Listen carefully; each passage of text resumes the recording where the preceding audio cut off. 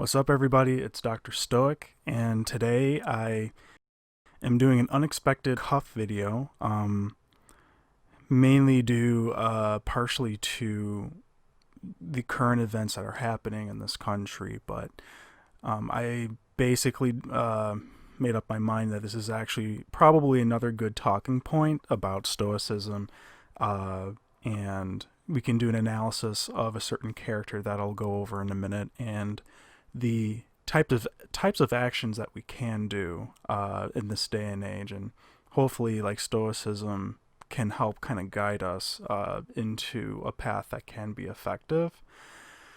So, I know I look distressed, right? But I'm just trying to be careful with my words here. I know that this situation is something that deeply affects every American in reality.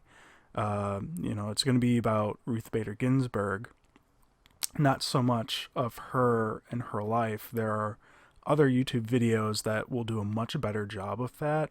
I honestly don't know much about our justices and our justice system, but I do know the ramifications.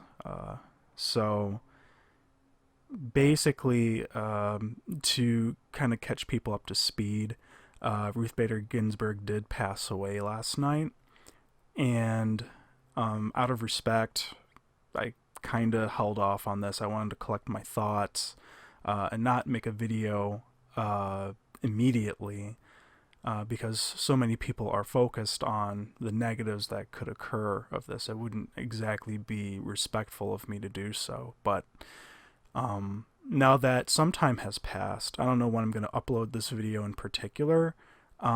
We need to talk about this because this is not a good time for the United States. This is not a good time for women. This is not a good time for anybody, for that matter. I mean, you're talking about basically our president has the power, and I guess Mitch McConnell confirmed on his Twitter account last night, almost immediately, right after her death, that Donald Trump has full power to choose his candidate to replace that seat, or to sit in that seat, and that it would get a senatorial vote.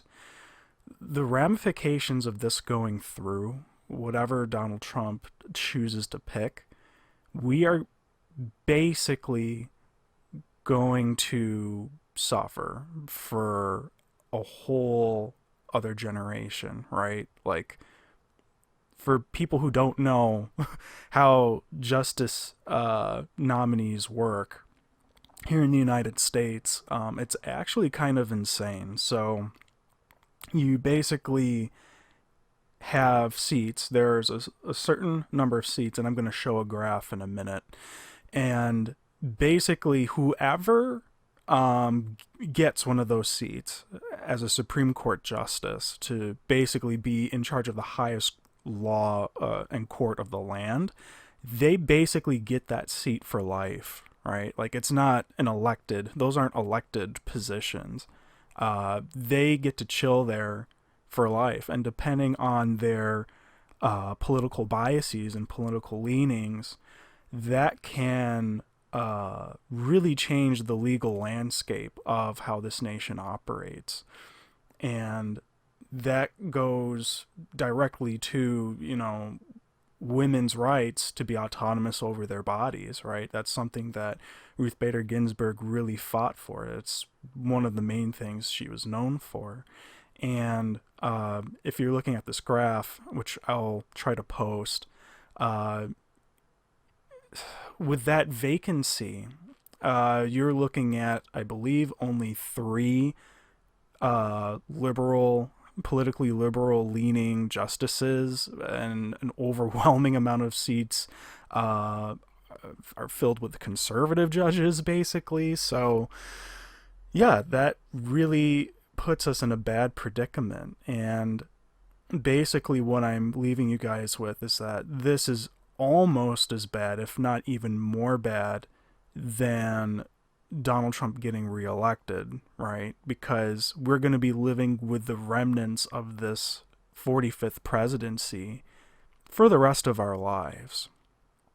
And I cannot really express to you the gravity of this. Like, this is frightening. It really and truly is.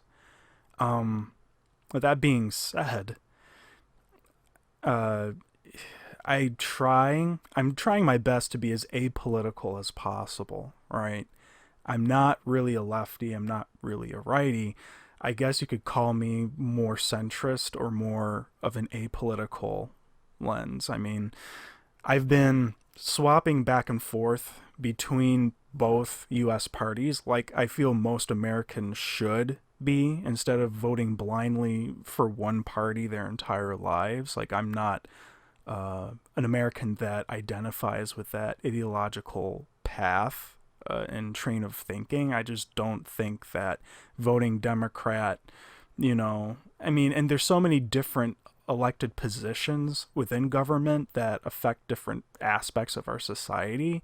And I always try to look at both sides of the aisle and what that individual person is vowing to achieve. And, like, for example, when I was 18 years old, Barack Obama was running for president.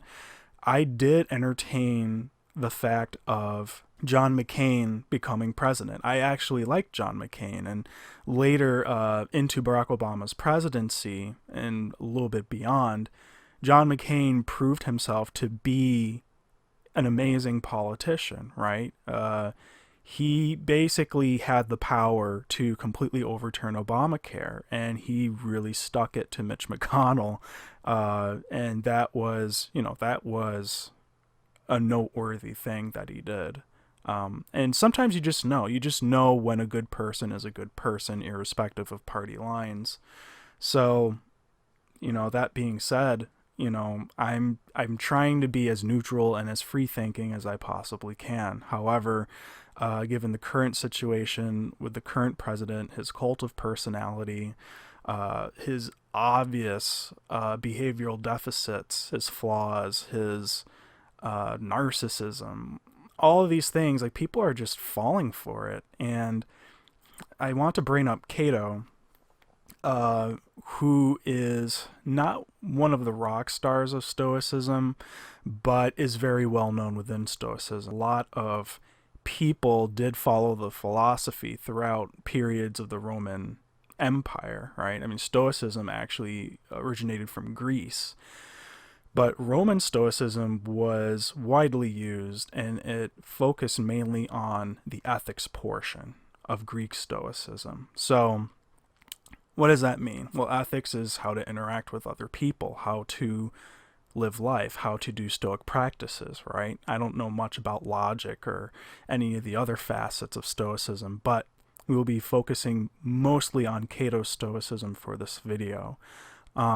Now, Cato, even though he's not as well known as his opponent, Julius Caesar, Cato was a very prominent Roman statesman and one of the very last individuals to protect the Roman Republic before it fell to Julius Caesar.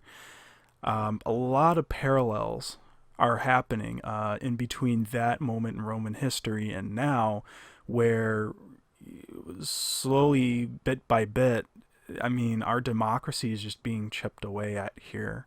And a lot of the people, that are pro-Trump, they're not seeing this, right? The conservatives aren't really seeing this. Some are, but most aren't. And it kind of reminds me of this point in Roman history. And Cato was a brutal Stoic. Like, he was on a level of Stoicism where most people would be totally frightened to aspire to. I mean, he lived a life of complete austerity. Even though he was a statesman, he never gave himself any type of luxuries or anything. I mean, he wasn't known for that. He was probably the most unbiased, neutral statesman that ever lived. And once again, our founding fathers really studied Cato and actually took it as kind of like a compliment, you know, like, will you be a Cato for your country? Will you be, you know, that spirit that fights against tyranny? And don't get us wrong, like, practicing Stoics, we're not exactly pacifists, right? Like, there's a lot of internal debate, and this is where Stoicism kind of gets funky. What do we do with external events that we're indifferent to, right? Well, we have, I guess, a more modern adaptation where there's a preferred indifference and there's dispreferred indifference, like whatever the opposite of preferred would be. There are different levels of indifferences in life, external events that we can either choose to aspire to or not. This differentiates us from Cynic philosophy, where basically anything that exists between virtue and vice, all the in between is indifferent, and we are to totally avoid everything. Right? That's a life of complete austerity. Whereas Stoics were like, well, we can have some nice things, but what we should do is we should train our brains to be prepared to lose those nice things at any time, right? So you are enjoying life a lot more than a actual cynic would. And again, this is cynic with a big C, not a little c.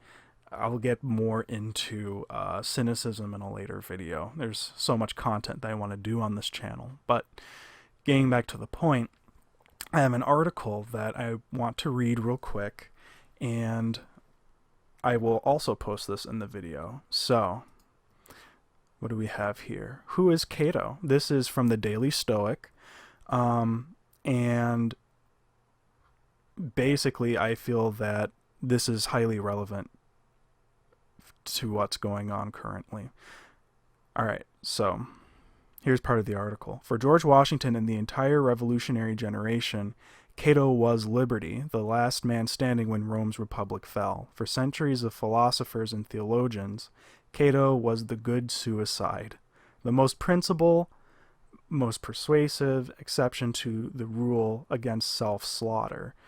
For Julius Caesar, the dictator who famously pardoned every opponent, Cato was the only man who could never forgive. And this kind of goes deeper into, George Washington, what Ben Franklin thought of him. And yeah, I mean, our founding fathers held Cato to the highest esteem, all right? And the thing that's sad about Cato's life is obviously his efforts have failed, and Julius Caesar went into power anyways. But, you know, you have to admire his spirit. You know, he upheld virtue, and he actually practiced what he preached, and he was demonized for it because the entire Roman society, or at least there was more people for Julius Caesar than against Caesar. And when you decide to become a Cato, meaning that you're a spirit that represents a force of good, even though there's an overwhelming force of evil, right, that's permeating society, right, in the form of Julius Caesar and his pro-camp, then you're going to be demonized for that. You're going to be looked upon as self-righteous and not a good person. And, you know, every several hundred to maybe 1,000 years of human history, there's an oscillation back and forth in between what's desirable and what's not. And, you know, we're kind of entering the phase of our country where, you know, we're just not idolizing virtue anymore.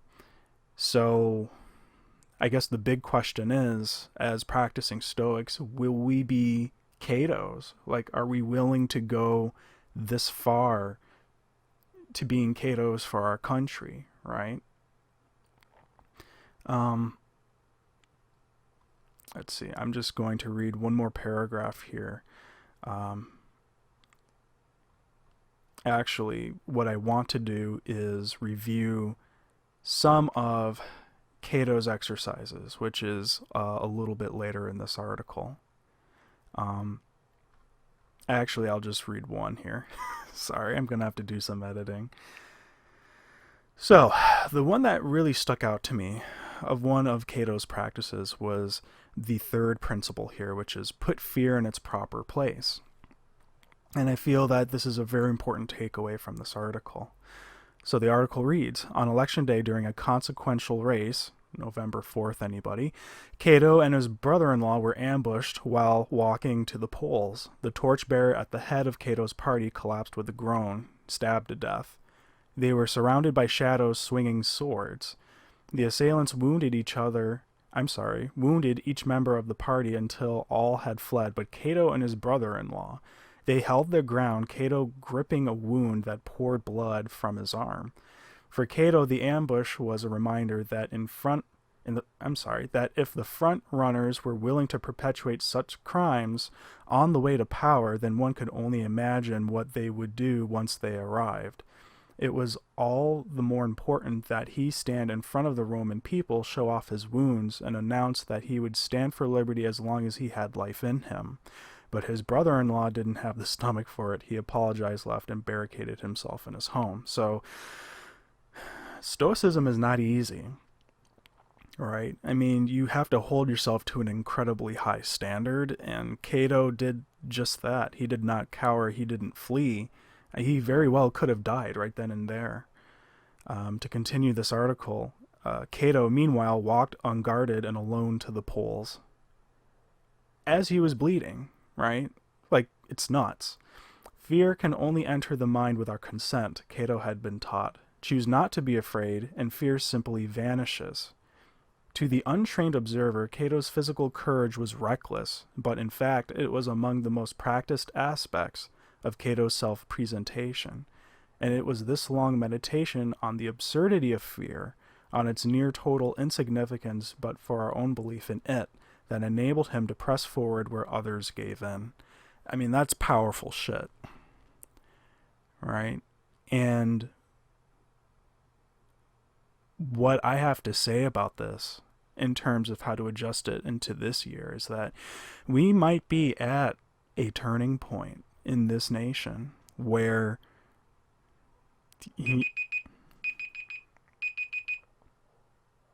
sorry, my alarm went off for the laundry.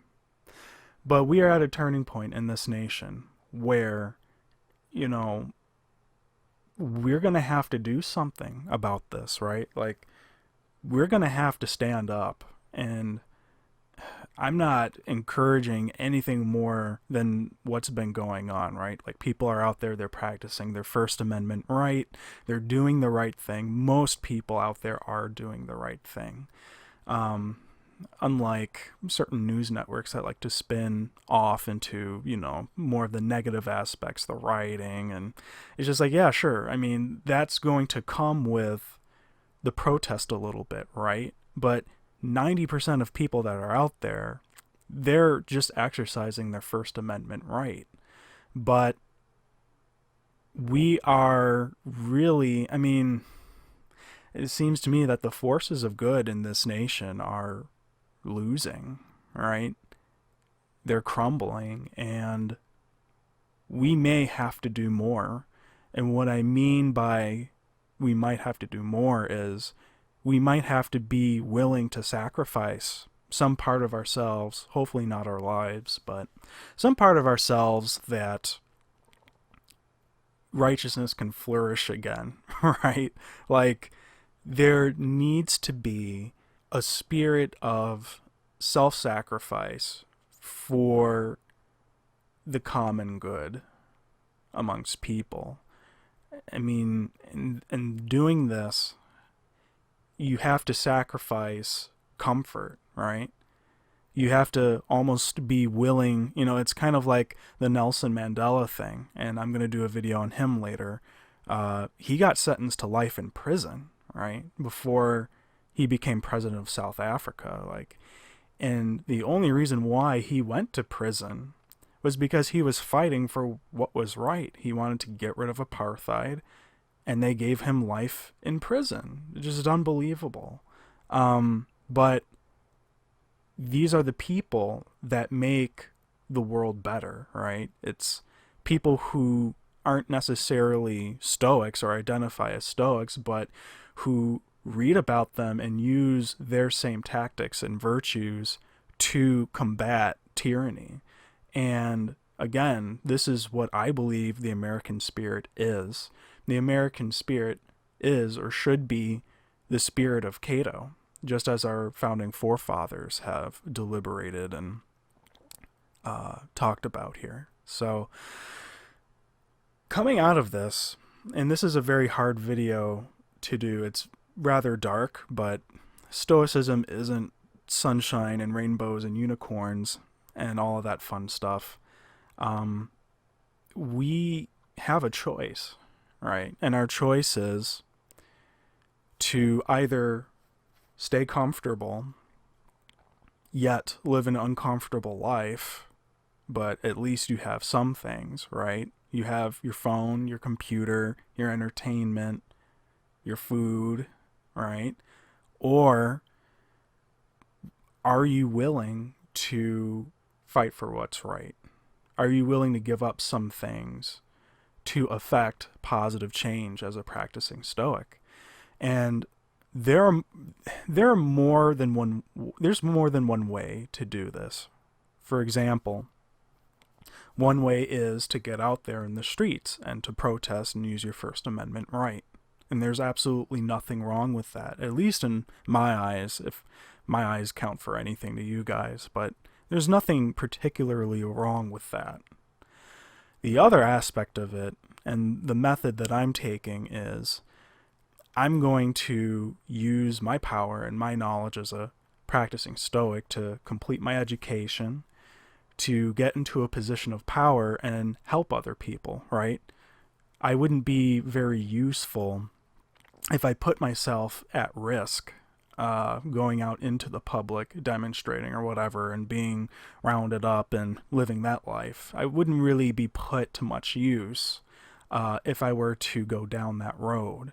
But what I want to do instead is just get power and use my power as Cato did to affect positive change. And I feel that that is more of the destiny that I want to pursue. So there's a multitude of ways to get the job done. And just because you choose not to go out and protest doesn't mean that you can find another way to basically achieve the same goal. But basically, we need to get the message across to our politicians, to the media, to everybody, that we're fed up. We're fed up with all of this shit. This is really, really bad. I mean, the way that the media is handling things, the way that the government's handling things, it's just an absolute shit show. And quite frankly, you know, you can only be indifferent for so long as a Stoic, right? If you encounter things on this grand of a scale that can affect the lives of so many people, you basically have some sort of civic duty to do something, right? And this is not the philosophy of being passive, right? We have to take action, and we have to practice what we preach as Stoics. And it's something that I'm willing to do, something that I'm ready to do. Again, you know, you have to anticipate all outcomes here and prepare yourself, prepare your mind, but also prepare your body for whatever is going to happen next. I know that it sounds like I'm being a bit cryptic here, but I just have the feeling that we're going to be kind of surprised on November 4th. And I don't know why I can't shake this feeling. I just have an inkling that things aren't going to turn out for the better. So we have some time. What I would recommend for anybody watching here is watch the very first video I uploaded to the channel. Practice those 5 exercises. Strengthen your mind for anything that could happen in the future, right? Again, we have no idea what the fates will bring us, per se. the only thing that you can do really is you can control all the occurrences, all the thoughts and reactions that happen within you. And then really it's going to have to be up to you, right? You have the knowledge now. You've been cursed with the knowledge of the Stoics here. So it's going to be up to you, right? Because you're going to be, as a practicing Stoic, one of the only people to be courageous enough to do something about it. And again, there is a multitude of different paths. I'm not encouraging any one over the other, right? You have to do what's best for you and do what it is in your power to do. But keep a lookout. I mean, it's pretty hard not to these days. I mean, the media's pushing everything right in our faces, but keep on a lookout and you'll see what I mean. Hopefully, I can only hope that things don't turn out the way I think they're going to turn out, but it's possible. At this point, it's a solid 50-50 chance, and we just have to prepare. And fate oftentimes favors the prepared. So, with that being said, this is Dr. Stoic. I hope this video has been somewhat informative, albeit dark. It's a bit dark of a message, but it has to be said, right? It's relevant to us Stoics, and we have to basically be ready. We have to be ready for whatever comes out of this. Until then, Dr. Stoic again. See you guys next time. Peace.